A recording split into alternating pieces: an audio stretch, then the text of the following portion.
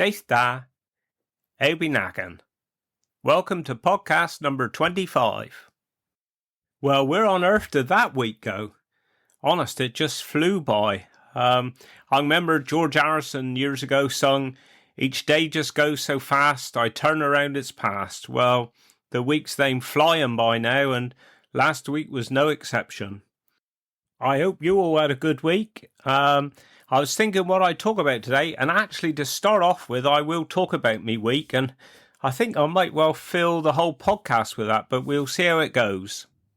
So, going back to Saturday, normally that's a rest day for me running, because I do 2 or 3 shorter runs during the week, and then I kind of, Saturdays I'm working either usually on funerals or paperwork or whatever, maybe a cycle, and then I do me long run on a Sunday.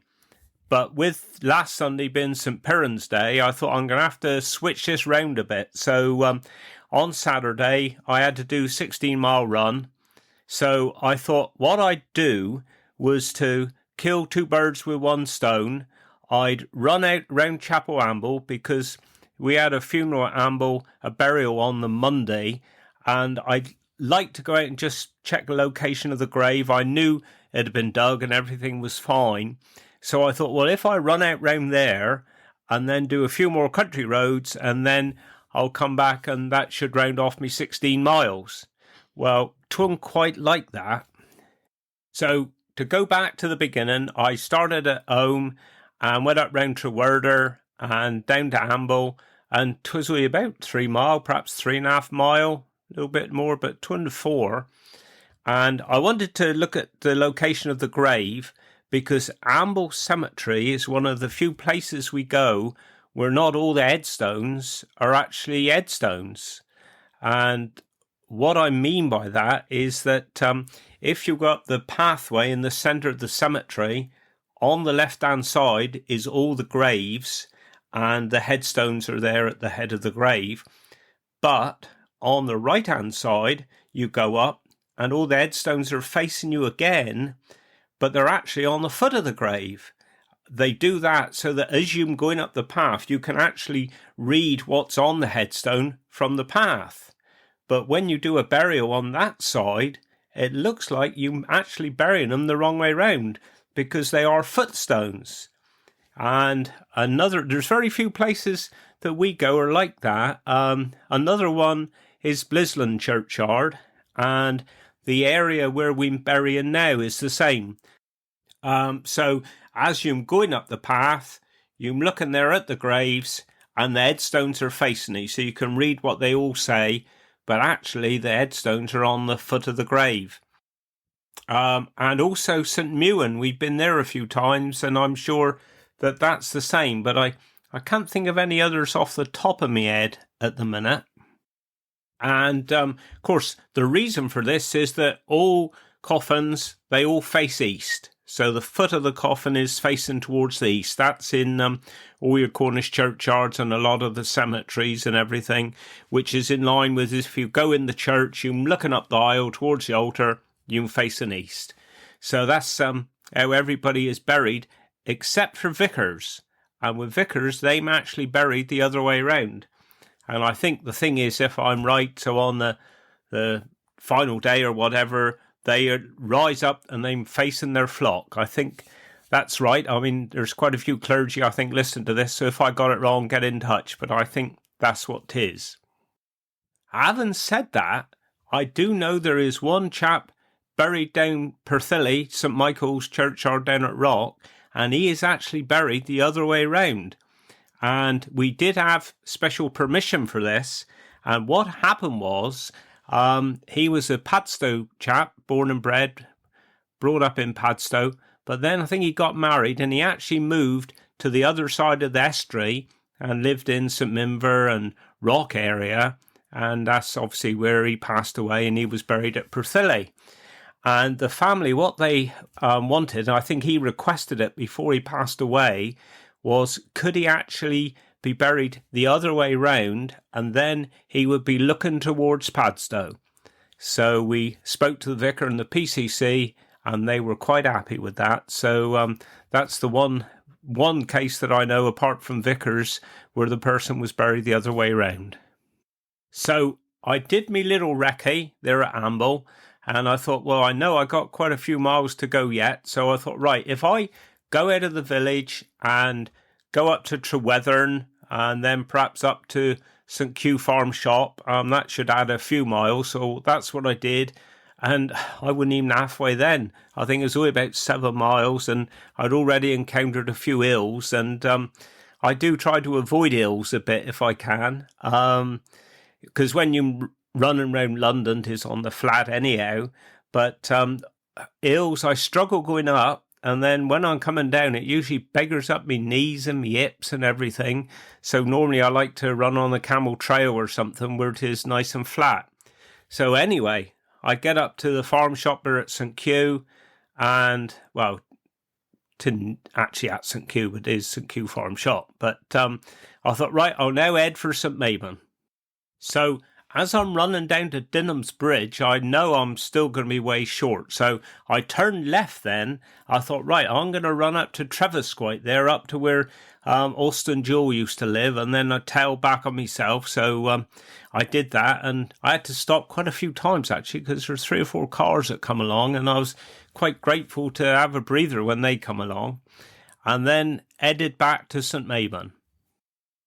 So as I'm approaching St. Mabon, I come past Bray's farm there, Haywood Cider Farm. I don't know if you've ever been there before, but 'tis a fantastic place.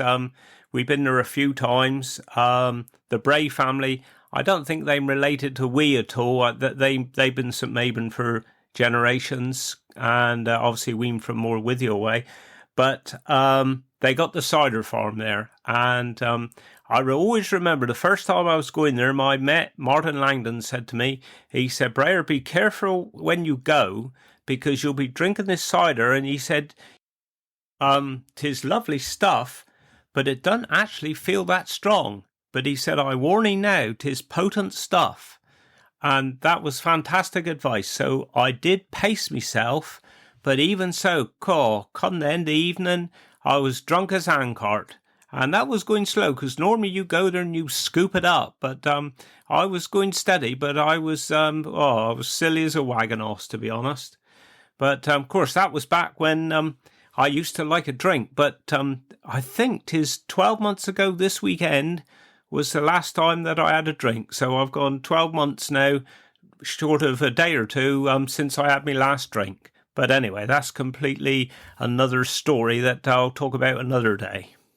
So anyway, like I said, I still had 5 miles to go. Well, I know that from my house to St. Mabon Church is 3 miles. So I thought, right, what I'm going to have to do now, I run out and I turned left, went up to Longston, turned around and come back. And then it was about 3.5 miles. So I thought, well, I'm pretty close then. So I then ran past St. Mabon Church, and always remind me every time I go St. Mabon Church of dear John Lobb. And he was a church warden up there, well, must be for decades. And he had the most fantastic Cornish accent. Lovely man, John was.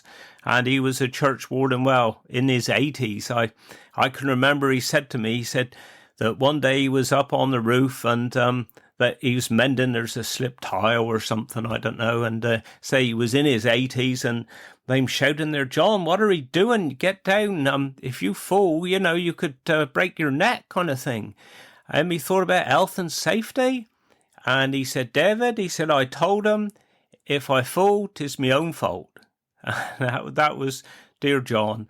And actually, that does remind me of a story with health and safety, etc. When a few years ago, we had a lady come round to do a kind of an interview with me to check that all our health and safety was fine, and health and resources and that, and how the structure of the staff and everything was. And it was quite interesting.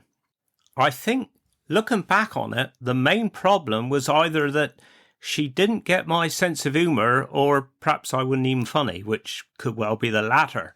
But what happened was she was going through and she said, well, have you a diverse workforce here? And I said, well, yes, we have. I said, we are mainly Cornish, but I said, we've got one chap that works for us here, Paul, and he's actually English. So she looked at me quite stern and she said, well, I sincerely hope he's not picked on because of that, because he's the only one that isn't Cornish. And I said, no, not at all. I said, we all pick on him because he's so short. And I didn't laugh or anything. I kept a straight face. And the trouble was, she didn't laugh either. And I thought, oh, perhaps I'd better not try and crack another joke here. And we went on to another subject. So anyway, going back to St. Mabon, lovely little village. My mother, she went to school there. She went to lots of different schools, but she said of all of them, she loved her time at St. Mabon. And, of course, as a lot of you will know, our youngest child, she's called Mabon. 'Twas up to me, actually, to choose her names. And I was wanting a Cornish Christian name for her, and 'twas either going to be Mabon or Indelian. That was the two that I was going for. And in the end, I did choose Mabon. I do know one other Indelian Sharp, and I actually saw her a couple of weeks ago. It was nice to see her again. But anyway, after our Mabon was born, a year or two after that, David Cameron was down here on holiday, and they had their little maid. Well, he was down here, and I think our middle name is Indelian, but we went with Mabon. And I think, talking about the slates on the roof, I know a year or two after she was born, they was doing a fundraiser where you could buy a church slate kind of thing, and they put a ledger there. So if you go in, I think the ledger's in the vestry, and we bought one with Mabon's name just to tie it all up, sort of thing. Anyway, that's enough of that.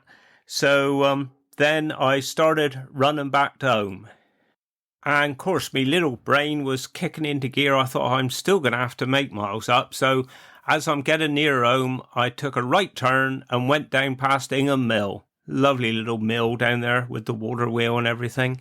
And I come up the other side and then heading home, cut down through Egglesell village to make up a bit more. And I'm nearly home and I meet dear old Fred Ferret, one of our youth training boys.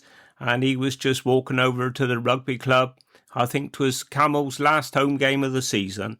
So I had a quick yarn with he and then got home, and I was still quarter mile short, so I run round the garden a bit to finish off the mileage.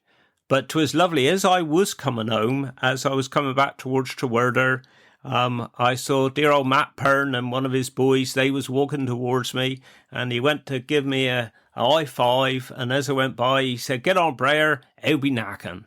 And I thought, oh, that's classy. Listen to the podcast. So that was brilliant. So anyway, I got home, I finished my run, but God, I was knackered. So from when I do I think there's 18 miles I'm doing this Sunday, I can guarantee to be on the Camel Trail.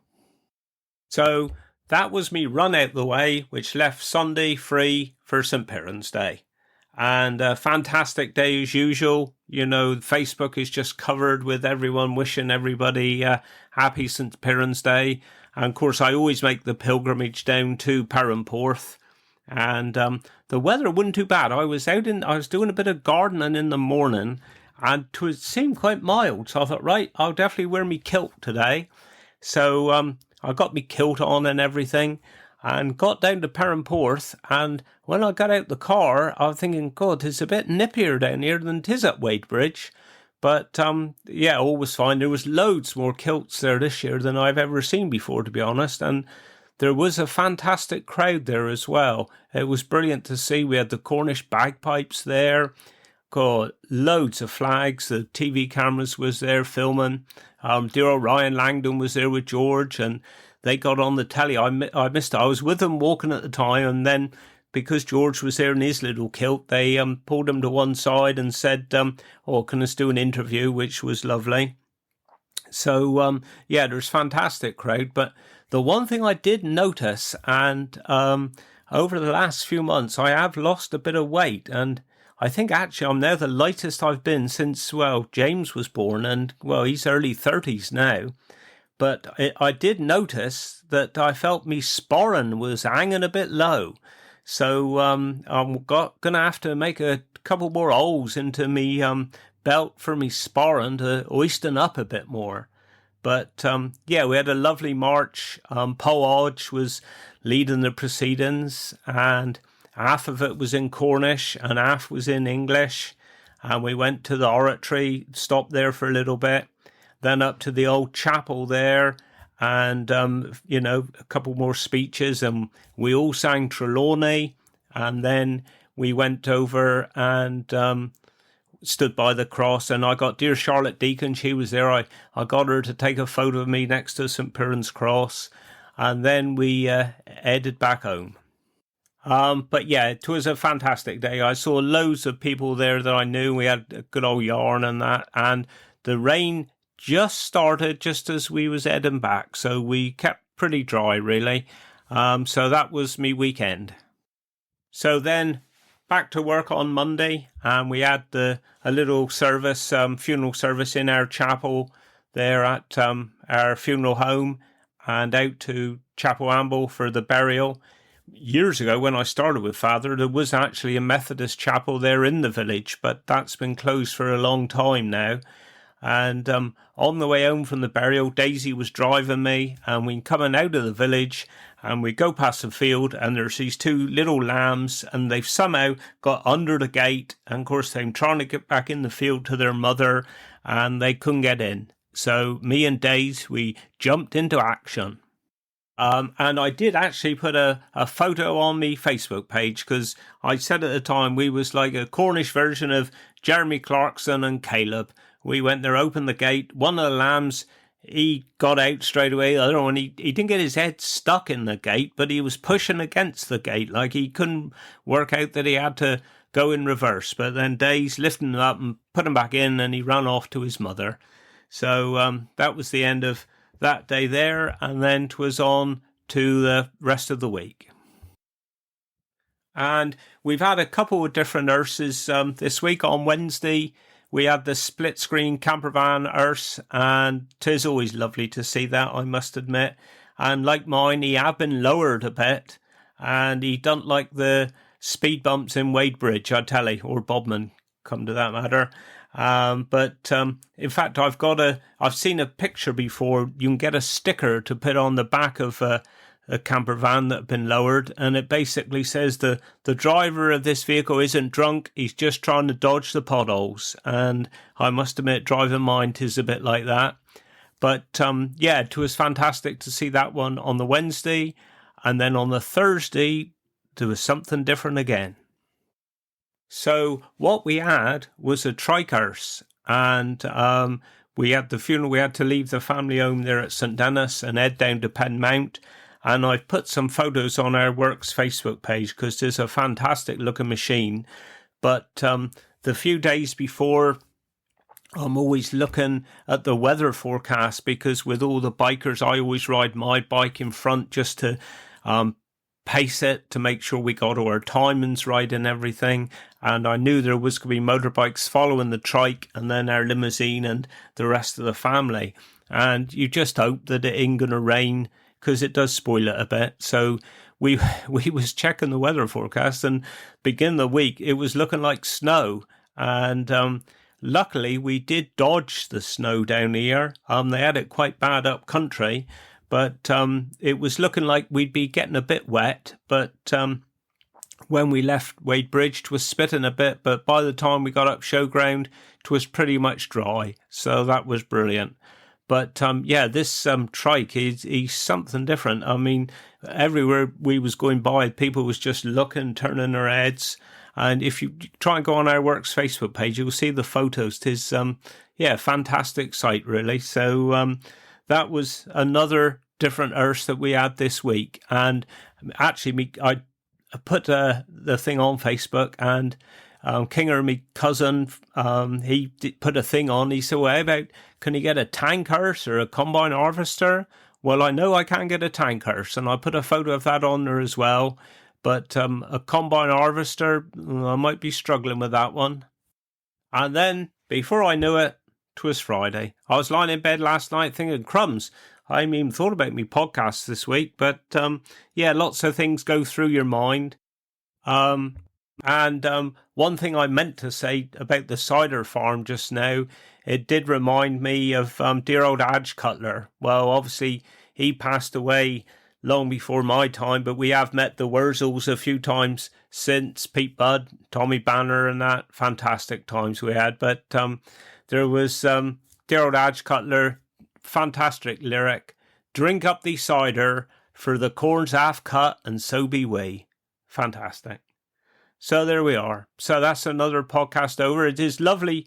Thank you once again for all the comments. It is brilliant, really. And people saying keep it going. And I saw dear Mervyn Main this week. Someone there met him in Padstow. He shook my hand and he said, "I'll be knacking." Oh, fantastic. And then, well, a little while later, I saw Sue, his lovely wife, and she come and give me a hug and she said exactly the same.